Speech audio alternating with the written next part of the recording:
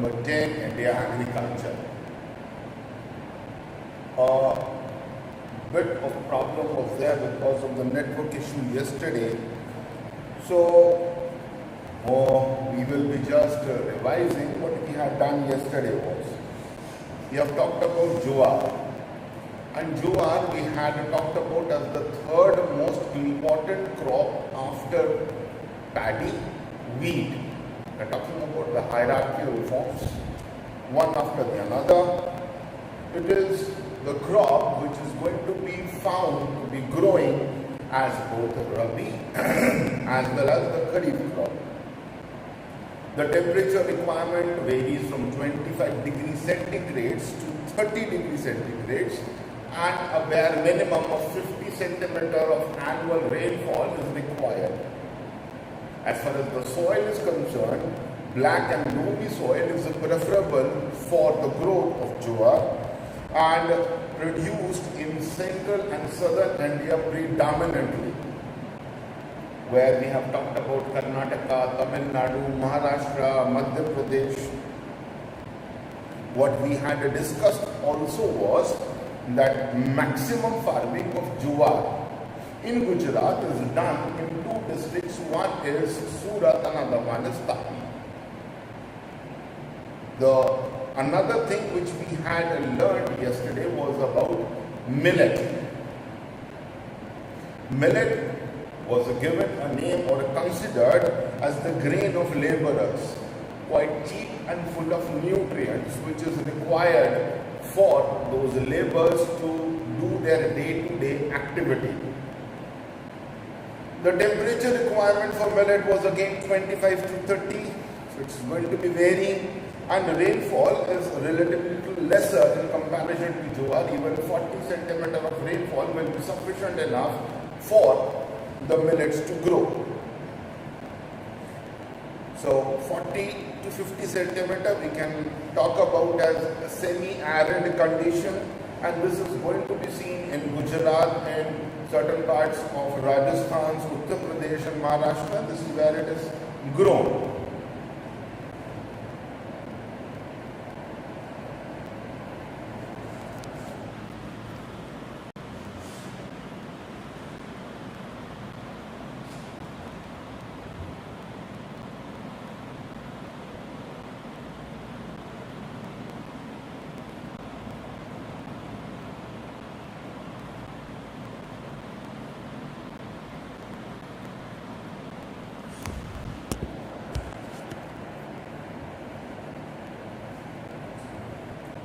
Today we will be starting with something which is called as the maize. Now maize is a kharif crop and most grown crop in the world after the rice and the wheat. तो पूरी दुनिया के अंदर में सबसे ज़्यादा हमको जो नंबर्स के अकॉर्डिंग दिखाई देता है, सबसे ज़्यादा चावल, that is rice, followed by it we have got the wheat, and then we have got this the maize, makai. For the people who are living in slopy areas, mountainous regions, where it can be easily grown, so maize is taken as the staple food of these people, and this is because it contains all those required nutrients for the sturdy people of these regions who require a good quantity of carbohydrates, oil, protein. So everything is in sufficient quantity. Lately we have also developed the oil which is extracted from the maize to be used as a fuel. And for that reason, in your textbook, it is mentioned about biofuel. So biofuel, we can be extracting the oil from various plants or the plant products, but maize has got a sufficient amount of oil into it, and once extracted, it can be mixed with the natural fuel which we have been using, or conventional fuel which we have been using, like the diesel or petroleum or other products, and for that reason it is also referred as the biofuel. As I have told you that mountainous regions, now when I talk about a mountainous region, I am talking about a slopy area where the slant is going to be there. These are those locations which are much more favorable for the growth of the maize. So sloppy, black, hard, rocky upper layer is very good. It supports very favorably the growth of the maize, and the water which is required is not that much. It is just 50 to 100 centimeter of rainfall which is required. But with the slope, what we want is intermittent trickling of the water. Thoda thoda pani girta rehna chahiye. Thoda. We don't want it to be too high. And the sloppy region helps in flowing of the water first thing, and this flowing of water is required because the roots of the maize do seems to be getting decomposed or degenerated when stagnant water is available. Agar pani jama ho jata, the roots seems to get destroyed and eventually the whole plant is going to be there. So the quick point which we have to remember is 50 to 100 centimeter of rainfall. Now what is the temperature, optimum temperature which is required? It is 21 to 27 degrees centigrade. So not a very high temperature is favorable, and again for that reason we happen to see it growing in those hilly areas. Now this thing you have learned in your lower class, that as the altitude, that is height above the sea level, increases, the temperature seems to dip. Or there was a particular calculation which was also given, 165 meters, in case you rise above sea level, we are going to see an approximate dip of 1 degree centigrade. So those lying areas which are a little high above the sea level, where the temperature on an average is maintained at 21 degrees centigrade to 27 degrees centigrade, that is again an optimum part. Lately, we have also started utilizing the maize as fodder. Now, fodder is basically the food for animal. How exactly do we see? We can serve it as a whole, or we can serve the cob, C-O-B. Now, this cob is something when you are eating that maize, you have got certain seeds which are attached. Attached to what? That is the cob. So that cob can be shredded down, so barik tod diya jata, that can be served. And secondly, we talk about something which is called as the DOC, de-oiled, the structures which is present. What is there?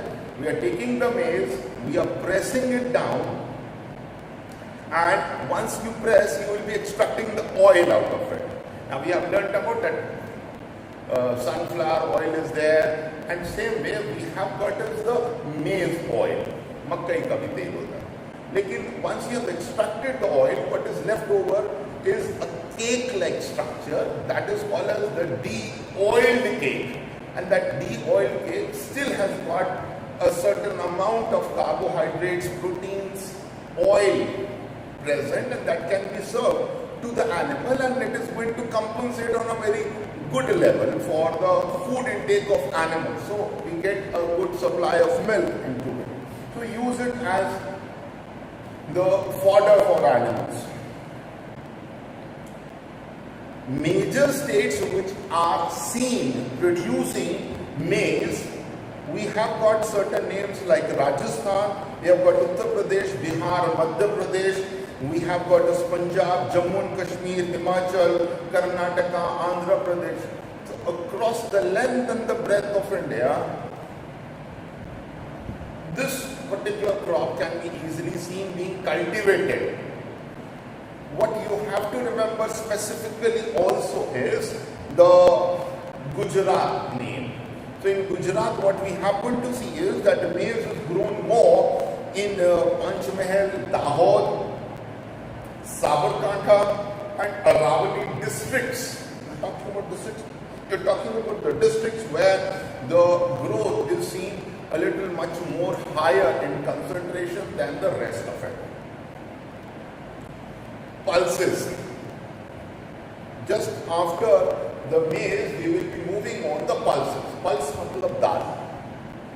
And a very good source of protein. So, off the record, all those who doesn't really eat or fancy eating pulses should be doing it because you are in the growing age and the more requirement of protein is required, and this is a very good vegetarian source of protein. We have got this product again being divided into two major seasons. Certain crops will be found to be grown in Rabi season and certain types of pulses will be found being grown in summer or monsoon season. So there are certain names which you have to remember. We have got this tuber, we have got udad, we have got mungwat. These are the kharif crop. That means once the rainy season onset has taken place, we will be growing these particular crops. As far as Rabi crop is concerned, we have got this gram, we have got the peas, lentils, masoor. So these are the Rabi crop, and this is basically a point you have to remember because it can be used for various objective questions where the person seems to be confused. So I've got three names on one side, three names on another side. Just have to remember that which one is a kharif crop and which one is a Rabi crop. Again, kharif crops, we have got this tuber, we have got this udad, we have got this moong, we have got mud. So at least three names you should be able to learn it and don't forget. And on the other side, when we talk about the Rabi crop, we have got is the gram, peas, the lentils, that is the masoor. So we have bifurcated. Now all those are places where we find a little higher amount of rainfall, pulses can abundantly grow. So what exactly we are talking about? 80, 100, 120, 150 centimeters of annual rainfall in all those locations, wherever it is found, we will be finding it that these crop or one of these group of crop can be easily grown. There are certain states which have actually worked hard in achieving a goal of producing a good quantity of the pulses.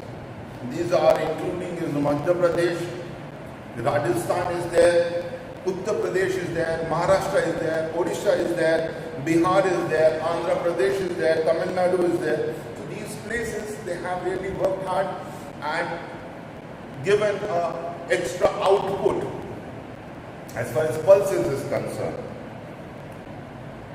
A specific point again, according to Gujarat state, tuber is sown more in Vadodara district. So Vadodara will be synonym as far as pulses is concerned with tuber. Moong and mud will be there in the Kutch district, and udad will be associated with Patan.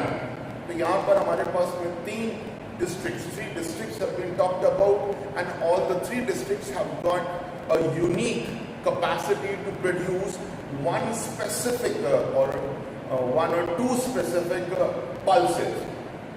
Vadodara, it is tuber. Moong and mud found more in abundance in Kutch district, and Patan district has got a unique advantage of growing more of udad dal. In class 9th in science, you had learnt about something called as the cycles. And one of that cycle was nitrogen cycle.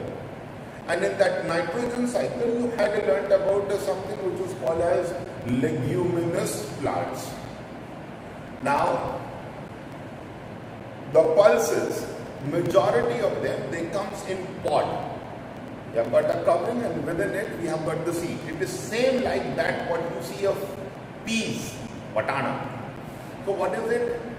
We find that any particular food which is going to be enclosed in a pot, it will be having a root where the nodules will be present.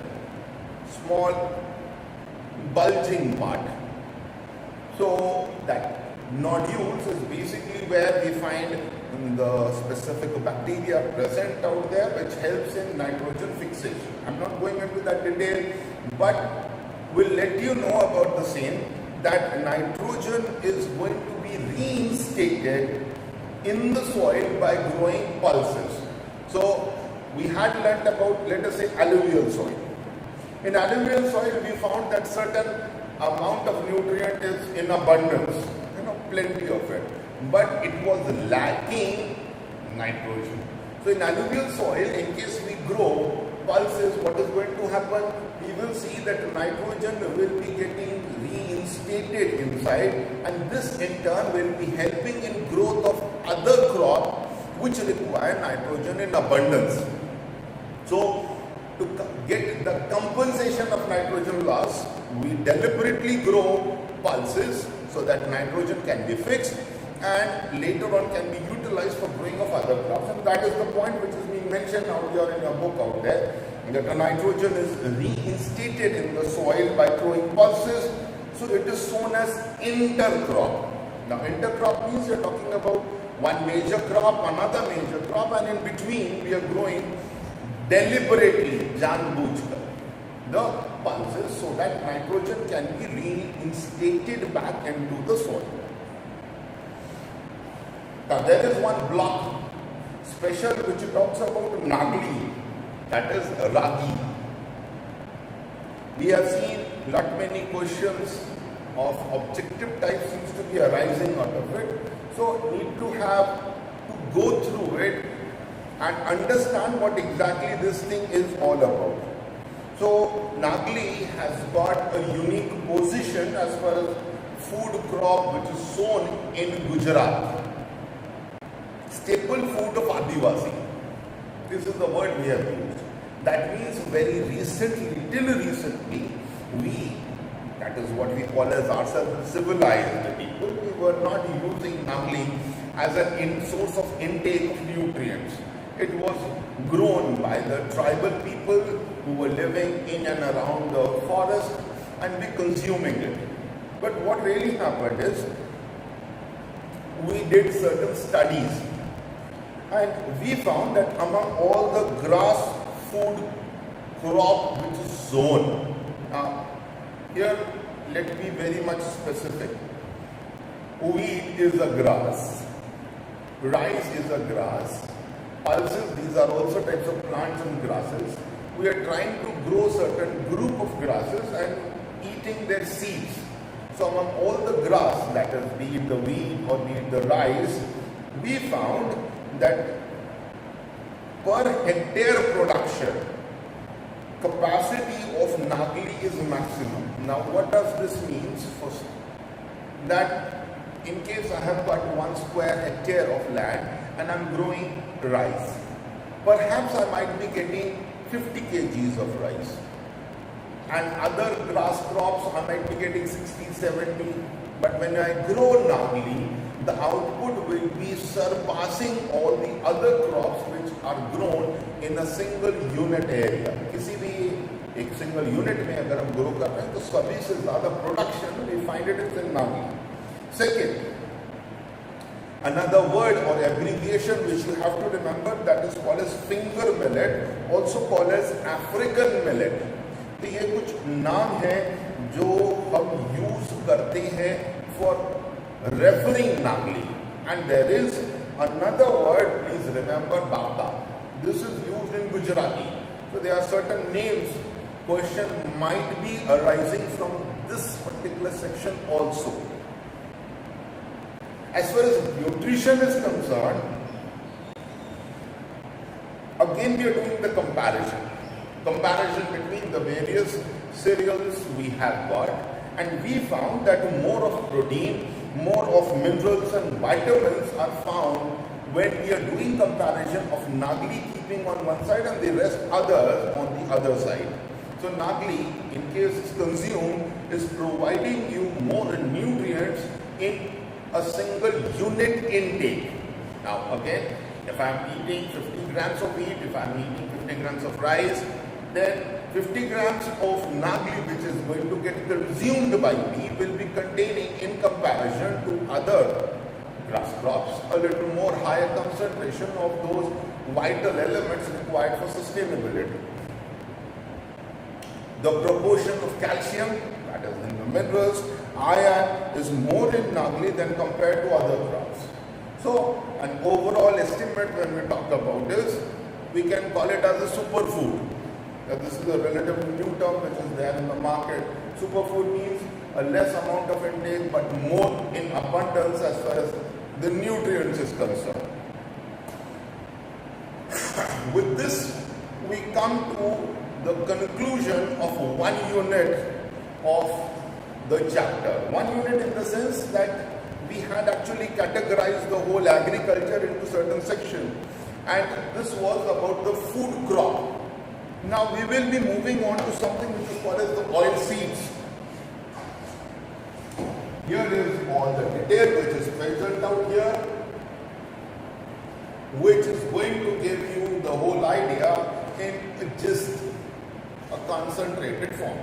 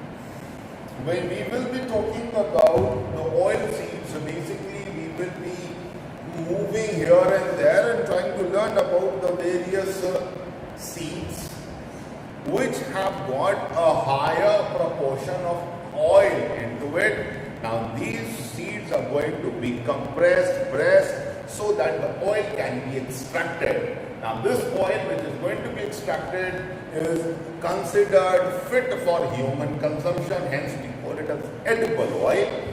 And whatever is left after the compression of the seed, I've compressed it, whatever is left, as I have just talked about, it is called as the de-oilcate. So majority of the oil has been extracted, still some is left, certain other nutrients are also present. This de-oilcates will be used for supplying food for animals. That means you'll be putting into the bracket of fodder. So we have got certain crops. Now these crops include groundnut.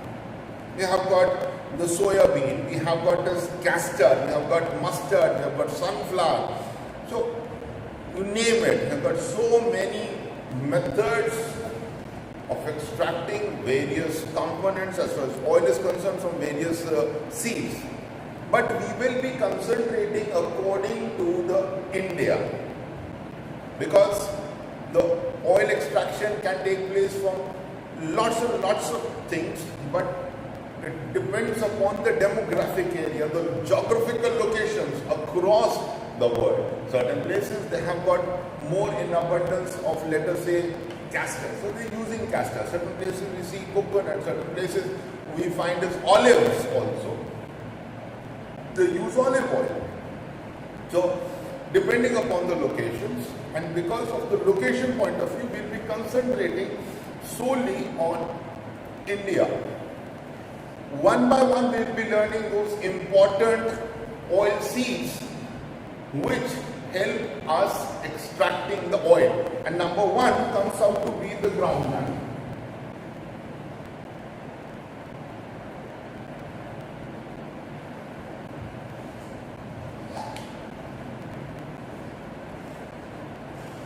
Groundnut actually is not a nut, but we've given it a name. This holds a very important position in oil seeds. The plant requires certain specific conditions to be fulfilled so that it can be grown easily. Now, what are those conditions we talk about? This black, loamy or alluvial soil, but one thing has to be there, it should be a little sandy. थोड़ी सी रेती होनी चाहिए. The reason why is it so? Now, when you talk about the sand being present in these highly nutritive soils, it helps in penetration of the water going in the ground. That penetration, we call it as seepage. तो पानी soil में जमा नहीं होना चाहिए. It should seep down. Had it been not in this position and the stagnant water is found, जमा हुआ पानी, looking blur, it might be the network issue.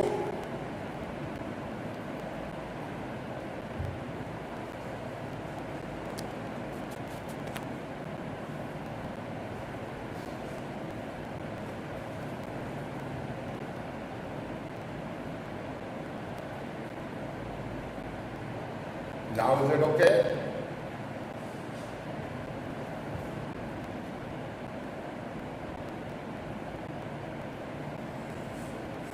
So we require some soil having a percentage of sand into it so that percolation or seepage of water can take place. The temperature requirement is going to be 20 to 25 degrees centigrade.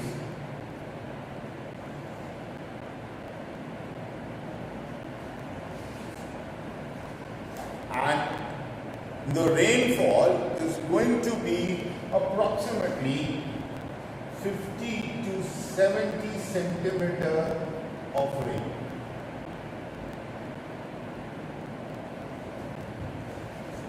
So temperature, neither too high nor too low, should be all in between, and the amount of water required is also not relatively high. It is intermediate. 50, 60, 70, 75, 80, it is going to suffice. At those places where the irrigation facility is available and this type of climatic conditions are justifying, but scanty rainfall is present, through irrigation we can grow this particular crop. So groundnut is sown as kharif crop in certain areas where irrigation facility is available. It can be also sown during summer. So we're talking about April, May, June. Gujarat, Andhra Pradesh, Tamil Nadu, Maharashtra, they are the leading producers of groundnut in India. These are those states. And when we talk about the rank of groundnut production,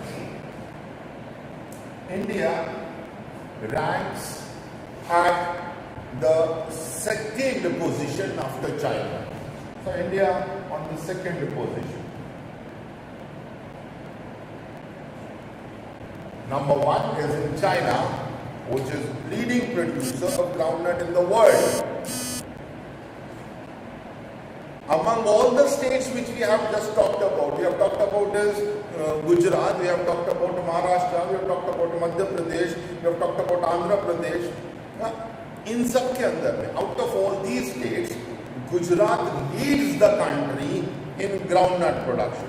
So out of all those 4-5 big players we have got, the winning position or the position where the production is maximum found among all the states is Gujarat. And within Gujarat, we have got certain districts which have excelled better than the other districts. Certain names have been given, like Junagadh is there, Gir is there, Somnath is there, Amreli is there, Rajkot is there, Bhavnagar is there. So these areas, they have got much more of groundnut production in comparison to the whole of the state, whole of Gujarat. And Gujarat itself holds a leading position among all the states as far as groundnut production is concerned. And because we see more of groundnut being grown in Gujarat, so groundnut oil is taken as the first choice edible oil in Gujarat. This is going to be actually varying from place to place. Certain places where castor is more, so people are eating castor as edible oil. Certain places where coconut is more, people will be eating the coconut oil. That is the production of various components, and coconut oil will be carried out. So consumption depends upon the availability. That means more abundance it is available, more you are going to consume it. And same is applicable out here, where groundnut being more produced in Gujarat. So obviously the production is going to get compensated with the consumption, or consumption is going to get compensated with production. So high consumption is going to be there. The next one followed by groundnut is sesame.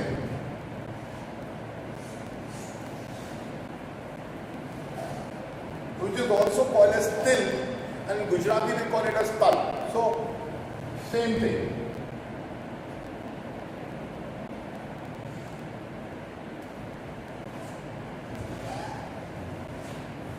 Sesame or til. The oil of sesame had been mentioned in various ancient scriptures also, and it means that we Indians have been consuming the sesame for a pretty long time. So since ages we have been consuming it. A point to remember, very important one, North India, it is Kharif crop.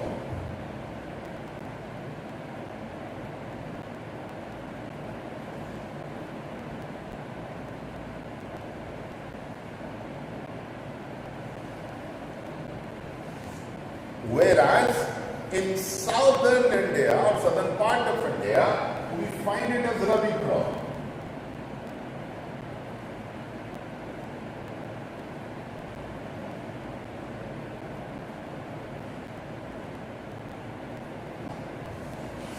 Same plant, but depending upon the climatic conditions which is available, at certain places we happens to grow in rainy seasons, and certain places we happens to grow in winter seasons. Though occasionally we also find it happening to be in the Zaid and the summer. Nearly all the states in India, nearly, barring one or two where the condition is not favorable, so leaving aside a few of them, nearly all the major states of India, they produce sesame. Unique thing about, again, among all oil seeds, still has more content of oil. So comparison in case is being done.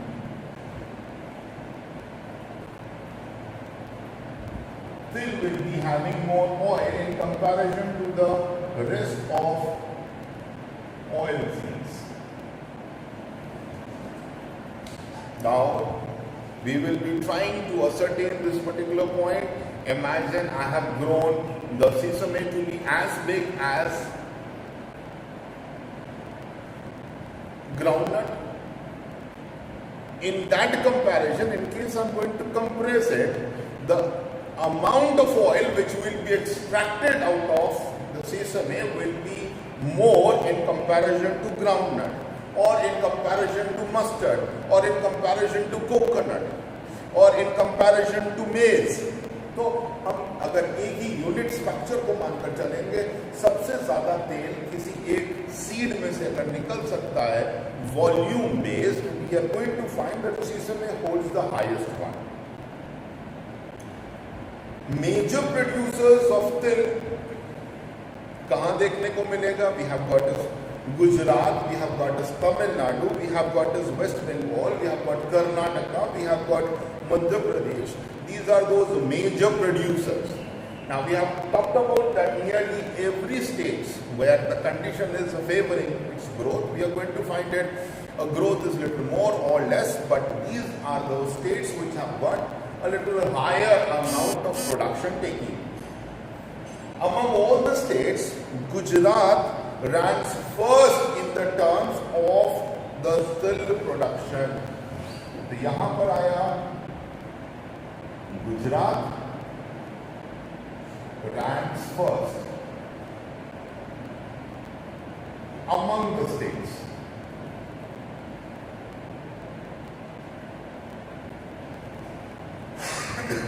Excuse me.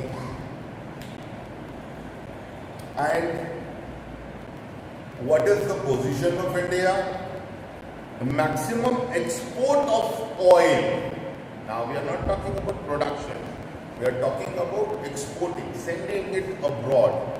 So among all the countries which have been exporting the sesame oil, India ranks first. So as far as India is concerned, so India's rank first as exporter.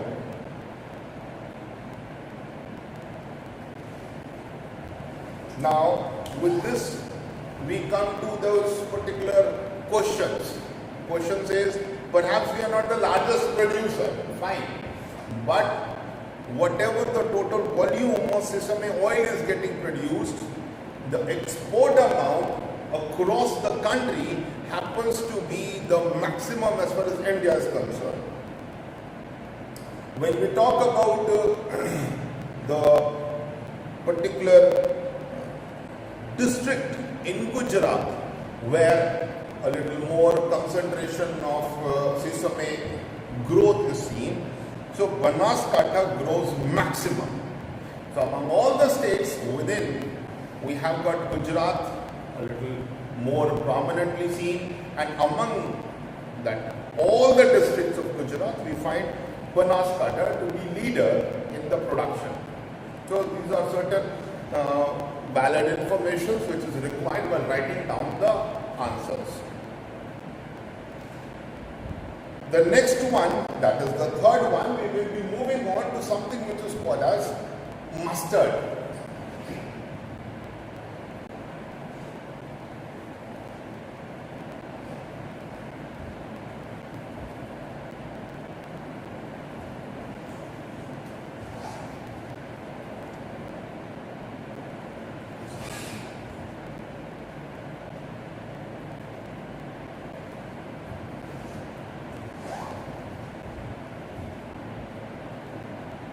Hindi we call it as sarson,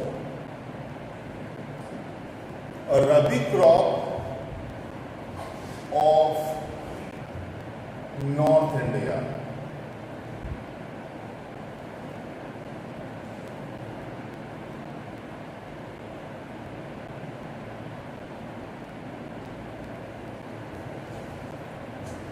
What we see is more of the mustard seems to be grown in North India.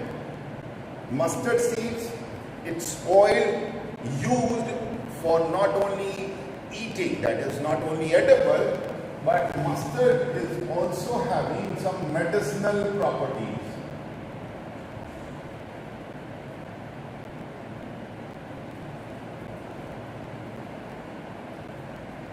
So it is edible, no doubt about it, but the medicinal property seems to be little much more, which helps in and the utilization of this mustard oil in various allopathic or local medicines.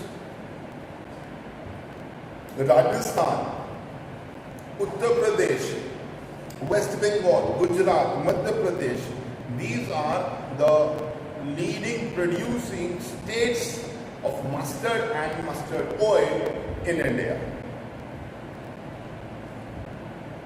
The next we have got is the coconut.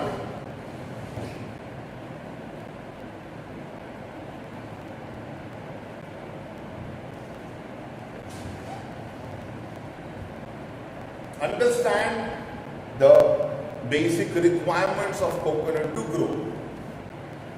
First of all, it is a plantation crop. And when I say plantation, I mean to say is you grow a tree of coconut and for years it keeps on giving you that fruit. So you don't need to grow it again and again. So it can be grown for the particular period where we will be just simply harvesting the products. The optimum requirement for it to grow is hot and humid climatic condition. Now, hot and humid climatic condition we have talked about is the torrid area. Apart from it, it also requires or can survive in saline or coastal parts. थोड़ा खारापन अगर हो तो it is also favoring it. Taking all these points into consideration, what we are going to see that the coastal belt which starts from Karnataka, we have got is Kerala, we have got is Tamil Nadu, we have got is Andhra Pradesh, we have got is Odisha. So the whole coastal belt we are talking about, we will be finding it being grown out there. A special type of coconut tree which is shorter and gives more yield has recently been developed. We find it the original varieties or the authentic varieties, and there are certain which have been developed by us, that is the scientists, and this is relatively a little shorter, but the yield is more. When I talk about yield, that is the coconuts which are going to get produced. While we were discussing about groundnut, I had talked about that those areas which have got abundance of any one product, we will be finding its consumption to be relatively more. And this is the reason why in the whole of South India, the coconut oil which is extracted from the coconut is going to be used as edible oil. So all the food preparation happens to be taking place in the oil extracted from coconut. Out this side or northern India, it is predominantly used not for edible purposes but for cosmetic reasons or herbal compilations. But in southern India, that utilization is also there, and plus they use the coconut oil or coconut kernel oil in the utilization as edible. Obviously, once you will be having the coconut, you will be having coconut water. So that is again a very highly nutritious drink, natural drink, which has got, just for information, a more concentration of potassium, which is required for balancing the water fluid system in the body. So that is also there. Castor oil.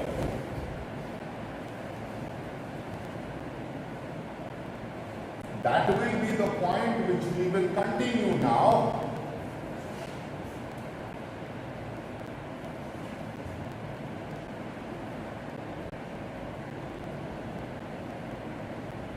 Gujarati, you will be learning about the castor as divel.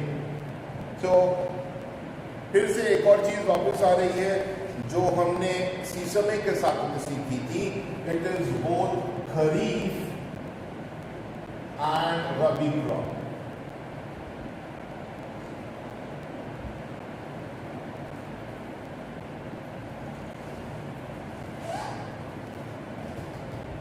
Out of the total world production of castor, 64% of it is going to be produced in India. So 64% of world's production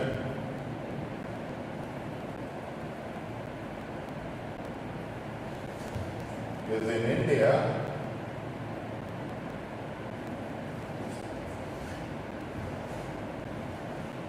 So by default, India ranks first in castor production. China and Brazil are a number 2 and 3. Now what we have got is first rank is India. Second rank I have got is China. And the third I have got is the Brazil.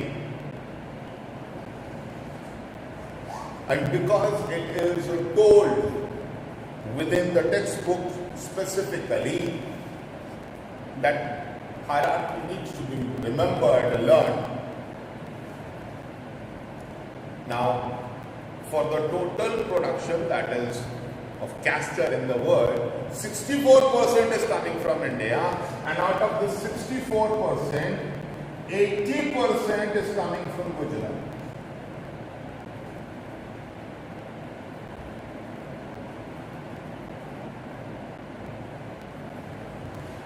So this is a unique feature which you have to remember. It comes from Gujarat. Other states which happens to be growing more of the castor is going to be Andhra, Rajasthan.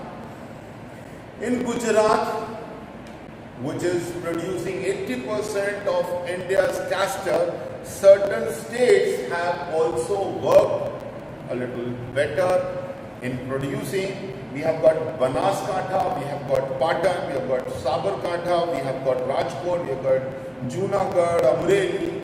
So name a few where the castor production is relatively high. And with this, we come to the conclusion of the second unit, that is the oil seeds.